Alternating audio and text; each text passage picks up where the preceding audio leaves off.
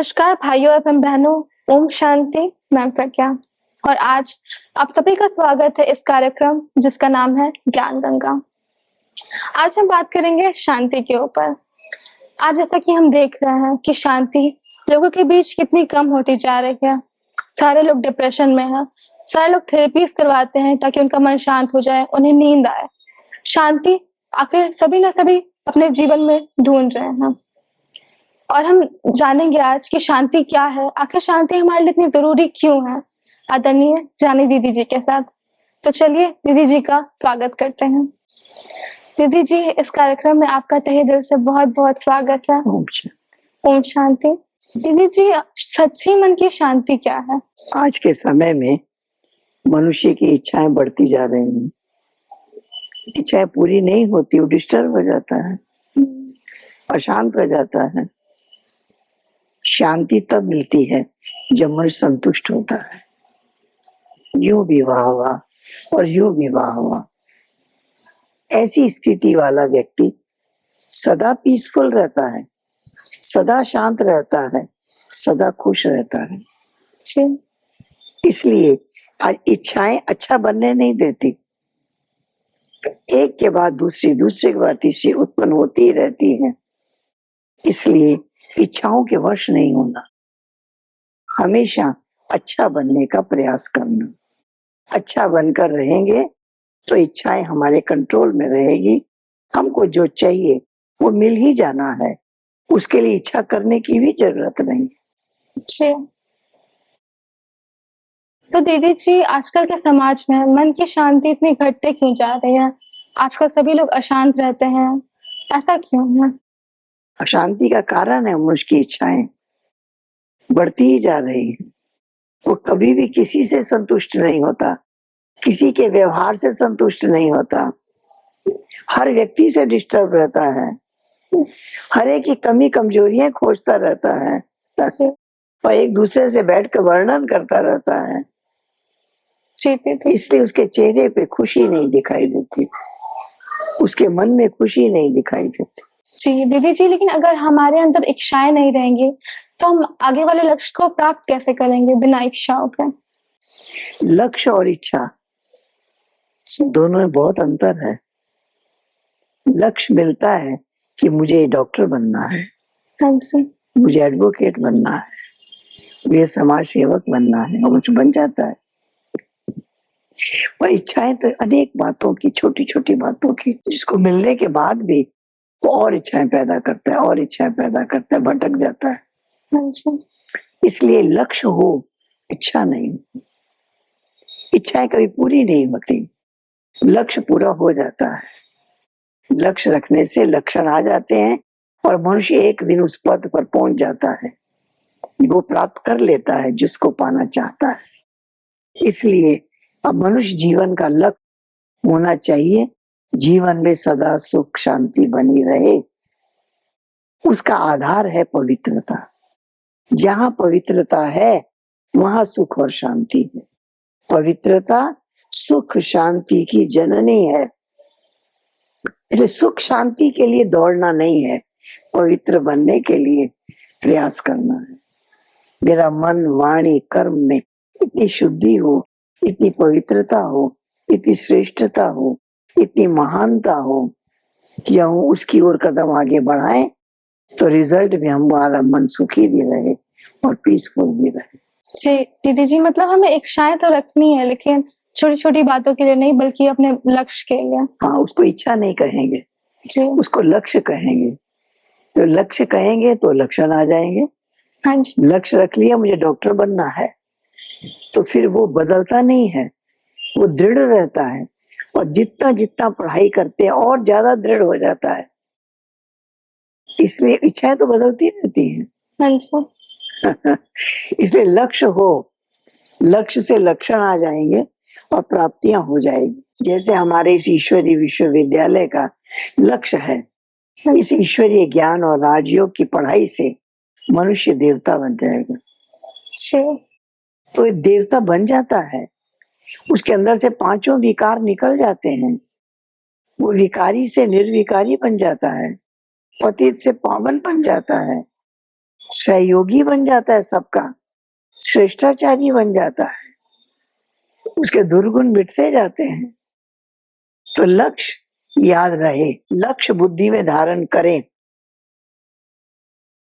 जब लक्ष्य बुद्धि में धारण करेंगे तो जीवन आगे बढ़ेगा, प्रोग्रेस होगी, उन्नति होगी और संतुष्टता भी होगी। जी दीदी जी। दीदी जी, जैसा कि अभी आपने बताया कि इच्छा हमें अच्छा नहीं बनने देती है, तो दीदी ये शुद्ध इच्छा क्या है? शुद्ध इच्छा को इच्छा नहीं कहते, लक्ष्य कहते हैं। जी। जैसे डॉक्टर बनना है, इंजीनियर बनना है, समाज सेवी बनना है, उसको इच्छा नहीं कहते, वो लक्ष्य है। इच्छाएं तो बदलती रहती हैं, तो नचाती रहती हैं, वो तो परेशान करती हैं, वो कभी राजी होने नहीं देती। इसी के लिए कहा गया मन बड़ा चंचल है, फिर नहीं होता, मन भटकता रहता है। लेकिन लक्ष्य जो एक बार ले लिया, वो जब तक पूरा नहीं हो जाता, वो लक्ष्य दिमाग से हटता नहीं। जी। हर कदम उसी की ओर आगे बढ़ता है। इसलिए हमारा लक्ष्य है, हम मनुष्य हैं, देवता बने, जी। पतित है, पावन बने, विकारी है, निर्विकारी बने। हमारे अंदर देवताओं वाले लक्षण आ जाए, पवित्रता भी हो। तो जहाँ पवित्रता है वहां सुख और शांति है, और वहां सुख शांति एक दो दिन के लिए नहीं, सदा के लिए है। सदा के लिए वो शक्तियां प्राप्त हो जाती। जी दीदी जी। दीदी जी, अभी सारा विश्व शांति की तलाश में है। सब चाहते हैं कि हम शांत रहें। बहुत सारी संस्थाएं हैं जो कि शांति के लिए बहुत सारे कार्य कर रहे हैं। फिर भी हमारे हमारे अंदर अभी शांति क्यों नहीं है? शांति न होने का कारण इच्छाएं हैं। मनुष्य चाहता है दूसरे का राज्य भी मैं हड़प लूं, उसका राज्य भी मैं हड़प लूं, उसका भी राज्य में। अरे खुद तो अपने राज्य में बैठा ही है, लेकिन दूसरे का हड़पना चाहता है, उस पर हमला करता है, युद्ध करता है, तो अशांत तो होगा ही। वो भी युद्ध करेगा, वो भी युद्ध करेगा। जगह जगह युद्ध हो रहे हैं, जगह जगह लोग मर रहे हैं युद्ध में। तो यही कारण है, मनुष्य की जो इच्छाएं हैं, प्रबल इच्छाएं, वो उन्हें शांत रहने नहीं देती। जो शांत रहता है उसे पता है कि मैं आत्मा हूँ, मेरा स्वधर्म शांति है, मेरी नेचर शांति है, मुझे शांति पाने की कोशिश नहीं करनी है। मैं शांत स्वरूप हूँ, मैं आत्मा आनंद स्वरूप हूँ, मैं सुख स्वरूप हूँ, मैं प्रेम स्वरूप हूँ, मैं शक्ति स्वरूप हूँ, मैं ज्ञान स्वरूप हूँ। तो मुझे इसके लिए दौड़ना नहीं है, मुझे उस स्थिति में रहना है। उस स्थिति में रहेंगे तो दूसरे को अपने आप मिल जाएगा। जैसे लाइट जल रही है, जो भी उसके नजदीक से गुजरेगा उसको रोशनी मिलेगी। ऐसे हमारे अंदर जब ये शक्तियां जागृत होंगी तो दूसरे को हमारे से अपने आप मिल जाएगी, हमें देना नहीं पड़ेगा। इस प्रकार से हमें अपने स्वधर्म में, स्वरूप में, स्व स्थिति में स्थित होना है, ताकि हमारे द्वारा अनेक आत्माओं को भी वो शक्तियां प्राप्त हो जाए। जी। तो दीदी जी, इसकी क्या विधि है कि ताकि हमारा मन संतुष्ट हो जाए, हमारी अंदर की इच्छाएं खत्म हो जाए, हम शांत स्वरूप बन जाएं? ये हम इच्छाएं खत्म हो जाएंगी जब लक्ष्य को पकड़ लेंगे। जी। जब लक्ष्य को पकड़ लिया तो फिर दूसरे लक्ष्य इच्छाएं पैदा नहीं होगी। फिर हमारा जो भी प्रयास होगा उस लक्ष्य को पाने के लिए होगा। इसलिए इच्छा शब्द को हटा दें, उसकी जगह कौन सा शब्द पकड़ें? लक्ष्य। जैसा लक्ष्य वैसे लक्षण। हम देवता बनना चाहते हैं और हमें याद दिला दिया पहले देवता थे, नया काम नहीं करना है, जो थे वही बन जाओ। जी। इस प्रकार से जब हम वही अपने देवत्व को अपना लेते हैं तब हमारे अंदर वो शक्तियां आ जाती हैं। और शक्ति जहाँ है वहाँ शांति भी है, वहाँ प्रेम भी है, वहाँ सुख भी है, वहाँ आनंद भी है, वहाँ ज्ञान भी है, वहाँ शक्ति भी है, वहाँ एक के बाद दूसरा, दूसरे के बाद तीसरा, ये सर्व शक्तियां प्राप्त हो जाती। जी दीदी जी। तो दीदी जी, अभी की बातचीत से हमें पता चला कि शांति का बीजारोपण अपने मन करना है और इच्छाएं रूपी अशुद्धियों को हमें अपने मन से बाहर निकालना है, तभी हम उसका फल प्राप्त कर सकते हैं सुख शांति के रूप में। बस यही समझ लेना है, इच्छा के बदले लक्ष्य पकड़ लेना है। हाँ जी। इच्छाएं बदलती रहती हैं, लक्ष्य एक बार जो पकड़ लिया उस पर दृढ़ है तो उसको प्राप्त करके ही रहेंगे। जी। इसलिए हमारे जीवन का लक्ष्य है हम मनुष्य से देवता बने, हम पावन बने, हम परमात्मा की आज्ञाओं पर, श्रीमत पर कदम कदम चले ताकि हमारा जीवन श्रेष्ठ हो जाए। हाँ जी दीदी जी। दीदी जी, जैसे कि परमात्मा को शांति का सागर कहा गया है, तो हम परमात्मा से कैसे शांति अपने अंदर रिसीव कर सकते हैं? इसकी एक ही विधि है कि हम बार बार याद करें कि मैं आत्मा शांत स्वरूप हूँ, शांति के सागर की संतान। संतान को अपने पिता से मांगना नहीं पड़ता, उनके अंदर वो गुण आ ही जाते हैं। बार बार याद करना है, शिव बाबा मेरा बाबा है, शांति का सागर है, सुख का सागर है, आनंद का सागर है। तो मैं भी सुख का सागर हूँ, आनंद का सागर हूँ, प्रेम का सागर हूँ।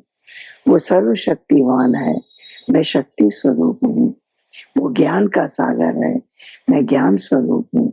अगर ये बात हम बार बार याद करते रहें तो हमारे अंदर ये सारे गुणों की अनुभूति होगी। एक दिन के लिए नहीं, एक घंटे के लिए नहीं, हम सदा इस अनुभूति में रह सकेंगे।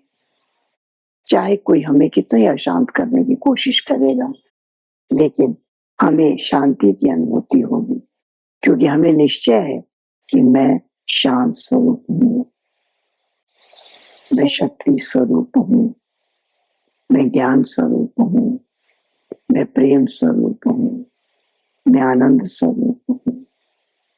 इस प्रकार से यदि बार बार हम इसको याद करते रहें तो यही गुण, यही विशेषताएं हमारे जीवन में आ जाएगी और औरों को भी प्राप्त होगी। जी दीदी जी, बहुत सुंदर थे दीदी जी। आपने हमें बताया कि हम शांत अपने मन को कैसे बना सकते हैं और इस विश्व में भी शांति कैसे फैला सकते हैं। आपका बहुत बहुत शुक्रिया दीदी जी। ओम शांति। तो जैसा कि आज हमने जाना कि आज के समय में शांति बहुत इम्पोर्टेंट है, सभी शांति की तलाश में हैं। तो अशांत रहने का मेन रीजन जो है वो है इच्छाएं। हमें इच्छाएं को लक्ष्य के रूप में परिवर्तन कर देना है और अपने लक्ष्य को महान बनाना है। छोटी छोटी इच्छाओं के वशीभूत नहीं होना है और अशांत नहीं होना है। दीदी जी ने हमें ये भी बताया कि हम अपने मन को कैसे शांत रख सकते हैं परमात्मा की याद से, और जब हम अपने मन को शांति से भरपूर करेंगे तो हम पूरे विश्व को शांतिमय बना पाएंगे। तो दोस्तों, ऐसे ही और जानकारी के लिए मिलते हैं हम आपसे अगले एपिसोड में। तब तक के लिए नमस्कार। ओम शांति।